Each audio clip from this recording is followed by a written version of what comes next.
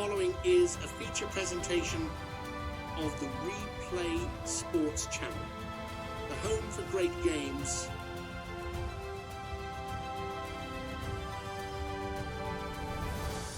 This telecast is copyrighted by the WFL for the private use of our audience. Any other use of this telecast or any pictures, descriptions, or accounts of the game without the WFL's consent is prohibited.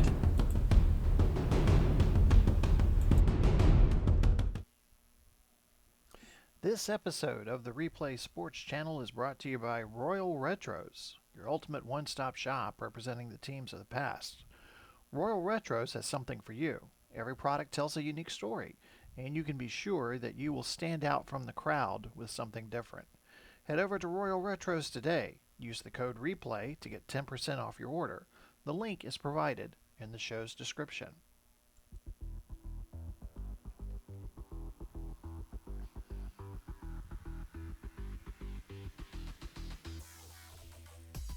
Hello everybody, Glenn Walker from the Replay Sports Channel studios welcoming you to WFL Inside Access Week 8 Review Show. There were two big upsets in the WFL last week, both involving Western Division clubs. Our Inside Access crew will take a look back at those games as well as the rest of the action around the league. We'll also study the impact, both positive and negative, on the teams who made some big deals at last week's trade deadline.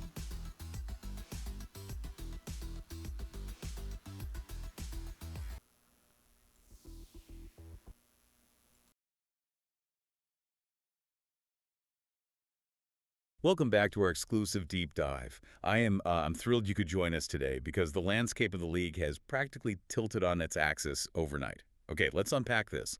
Today is March 1, 2026, and we're digging into the official WFL Inside Access Week 8 review. Right, we've officially hit the halfway point of the season. Exactly. And the data coming out of this weekend is just staggering. Today, our mission is to dissect the massive Week 8 upsets that threw the playoff probability models into total chaos. We're also going to track the immediate ripple effects of a wild trade deadline. And we have to analyze a mid-season awards race that is, well, it's tighter than we've seen in years. It really is. So whether you are a diehard fan tracking every schematic shift or you are just fascinated by high-level strategy and team dynamics, there's an absolute masterclass in resilience and adaptation waiting for you in these sources. It genuinely is a case study in structural agility.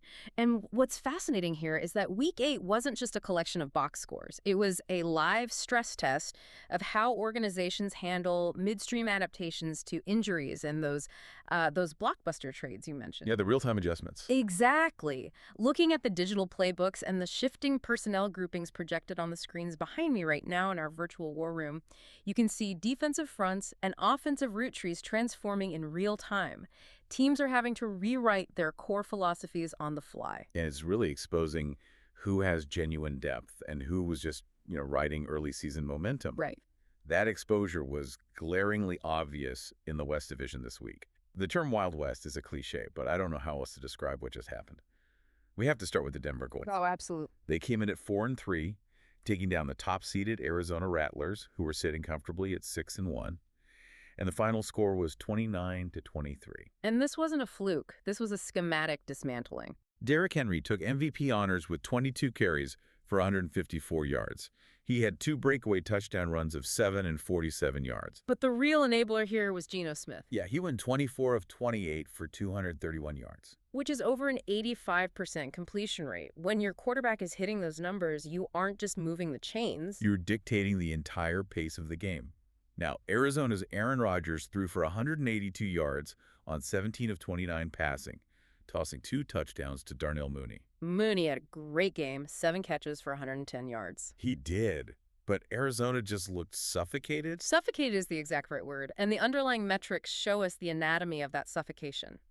Denver held the ball for nearly 37 minutes and rushed for 215 total yards. 37 minutes of possession. That's brutal. It is, but looking deeper than the raw time of possession, this was a clinic in personnel manipulation.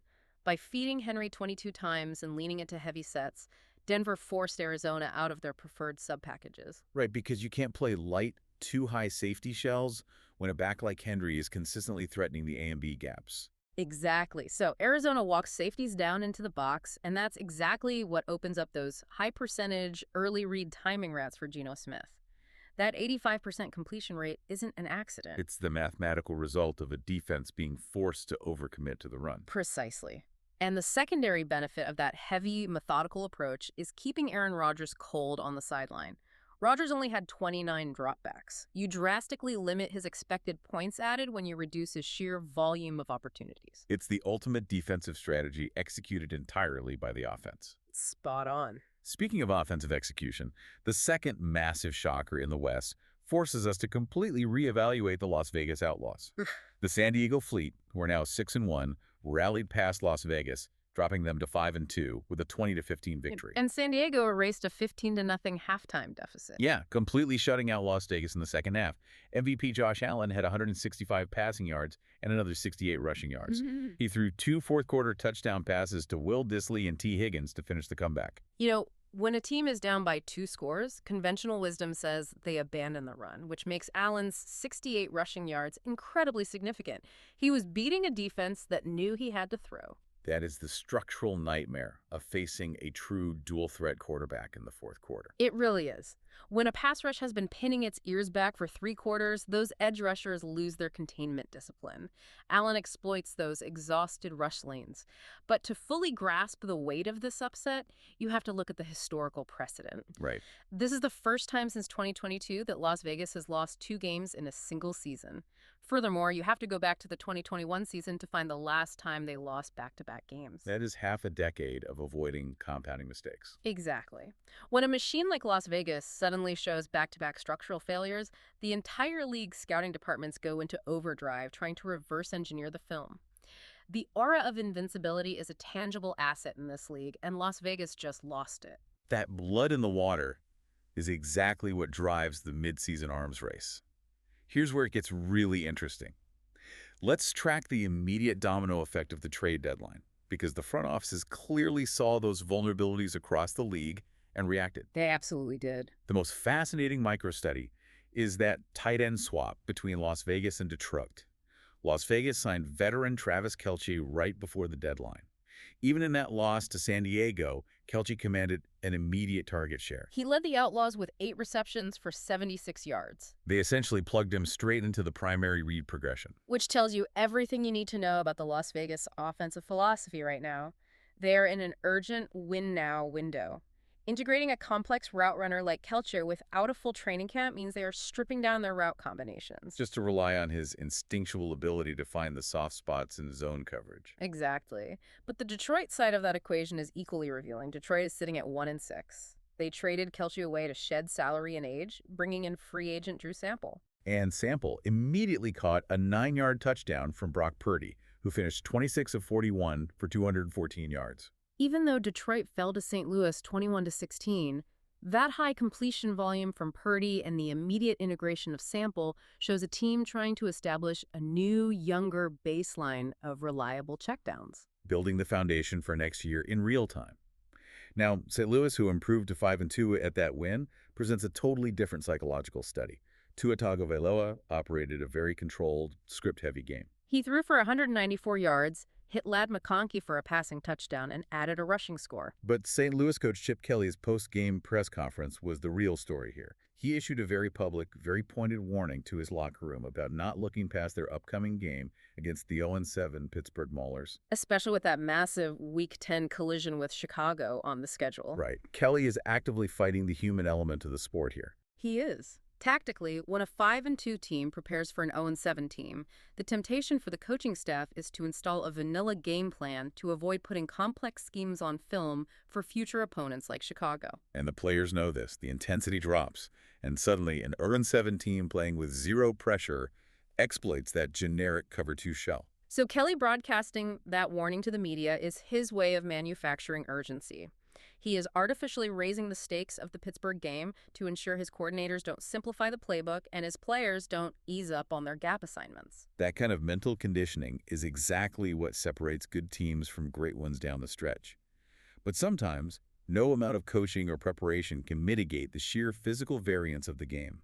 Let's look at the Tampa Bay Bandits and the San Antonio Gunslingers. Both entered Week 8 at 3-4. Yeah, and Tampa Bay pulled out a 30-21 win after trailing by 11 points at the half. Joe Flacco looked completely revitalized, throwing for 252 yards and 3 touchdowns.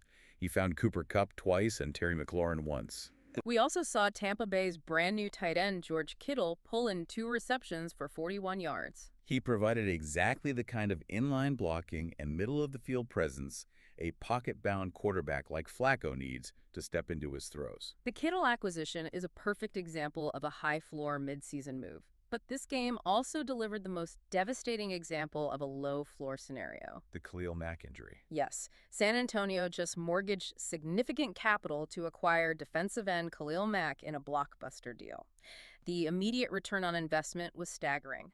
Mack came out of the gate with 3 tackles and a forced fumble, immediately altering the geometry of the pocket. But in the fourth quarter, he went down with an undisclosed injury and didn't return. This is the brutal reality of the midseason trade market. Front offices leverage the future of their franchises to acquire an apex predator for a late-season run, and the physical toll of the sport can completely vaporize that equity in a single awkward collision. It completely resets San Antonio's defensive front alignments for the rest of the year. It is a devastating blow for a team trying to fight its way back to 500. It really is. Now, while the middle of the pack was dealing with injuries and frantic comebacks, the top tier of the league spent Week 8 putting on absolute schematic clinics. The juggernauts are showing 0 signs of fatigue. None at all. The Philadelphia Stars are now 6-1 after dismantling the New York Generals 37-16.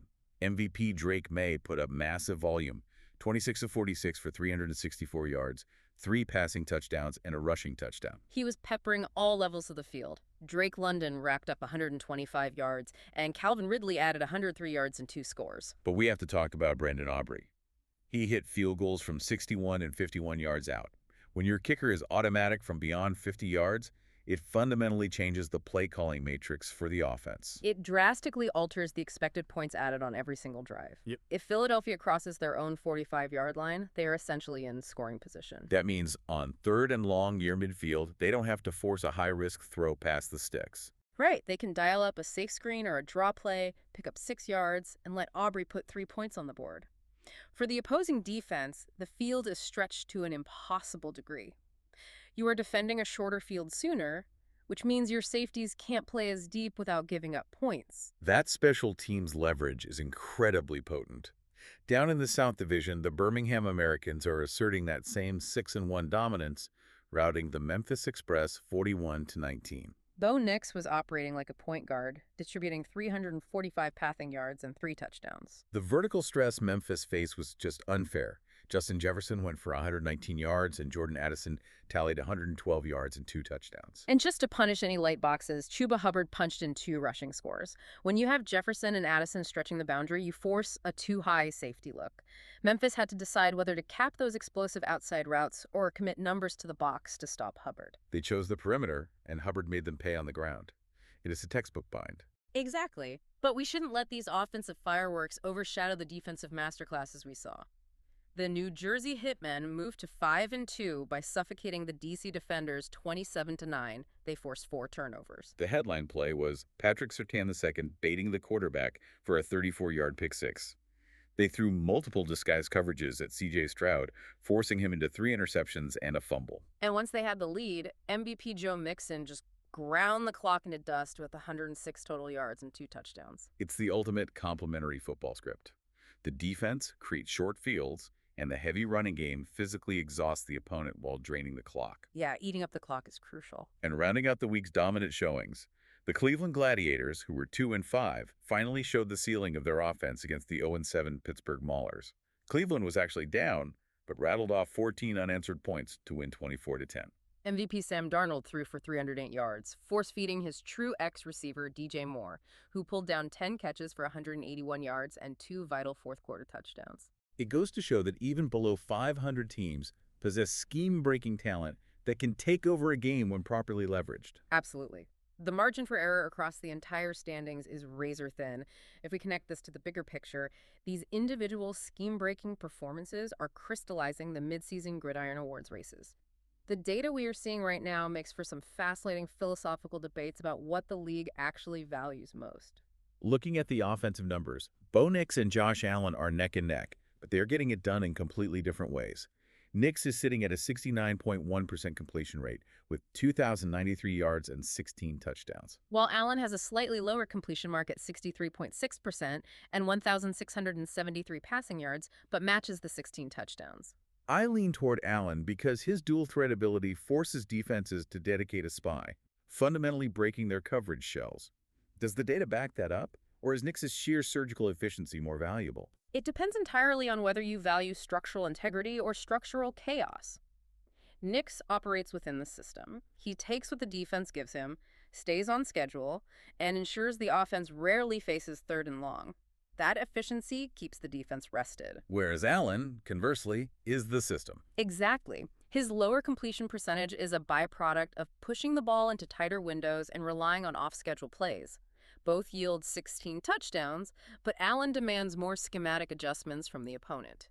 It is a true coin flip for Offensive Player of the Year. The Defensive Player of the Year race poses a similar philosophical question. We have Kirby Joseph with 4 interceptions, essentially playing center fielder and generating raw volume. On the other hand, Patrick Surtain II only has 2 interceptions, but he is averaging 34 yards per return and has taken both back for touchdowns. Is it more valuable to act as a volume ball hawk over the middle, or to be a lockdown boundary corner who instantly translates his rare targets into points? Statistically, a defensive touchdown creates a larger swing in win probability than a standard turnover deep in your own territory. Surtain is not only erasing half the field in coverage, but he's acting as an offensive weapon when tested. Joseph creates more frequent changes of possession, which gives his offense more at-bats, but Surtain's immediate point generation is historically difficult to vote against. It's a fascinating contrast. Moving to the sidelines, the Coach of the Year debate is essentially a dead heat between Deion Sanders leading the 6-1 Arizona Rattlers and Sean Payton steering the 6-1 Philadelphia Stars. Both have completely reshaped the cultures of their respective locker rooms. The only race that seems mathematically decided right now is Rookie of the Year, with Bo Nix pulling away from the pack. Yeah, that one is clear. Taking all of these individual metrics into account, the playoff seeding is turning into a gauntlet. In the American Conference, Chicago and Philadelphia are tied at the top, while in the National Conference, Arizona and Birmingham are deadlocked at 6-1. And those deadlocks are precisely why the second half of this season is going to be so volatile. Tiebreakers are going to come down to conference records and strength of victory.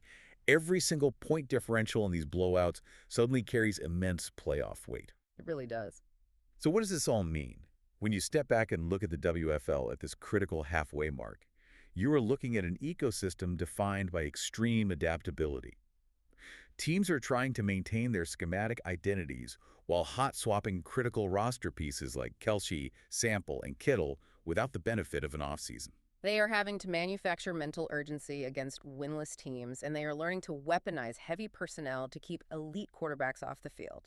For you listening, these aren't just football statistics. This is a real-time study in resource management, risk assessment, and executing a pivot when your primary strategy fails. Yeah. It is all about how effectively you integrate new variables under extreme pressure. That integration is the defining challenge of the modern game. And this raises an important question for you to ponder as we move into the second half of the schedule. With the sheer physical toll of these games mounting, and the catastrophic, immediate injury to a marquee acquisition like Khalil Mack fresh in everyone's minds, are we about to witness a fundamental shift in strategy? Like load management. Exactly. Will these top-seeded 6-1 juggernauts start adopting NBA-style load management for their star players down the stretch? If securing a playoff spot is a mathematical certainty, do teams begin scratching perfectly healthy players on Sundays to ensure they survive the war of attrition? And if so, how does that fundamentally warp the competitive integrity of the late season? That is an incredibly layered scenario to think about, especially for those fringe teams needing a win against a resting juggernaut. Keep that concept in mind as you analyze the rosters this coming week. Thank you so much for joining us for this deep dive into the WFL's mid-season turning point. Keep scrutinizing the schemes, keep questioning the consensus, and as always, keep digging deeper. We will catch you next time. Welcome.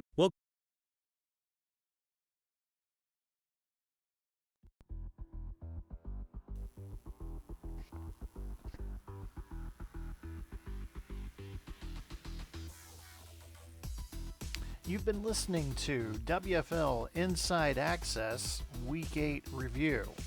The WFL utilizes real NFL players and the advanced simulation capabilities of DK Sports Action PC football.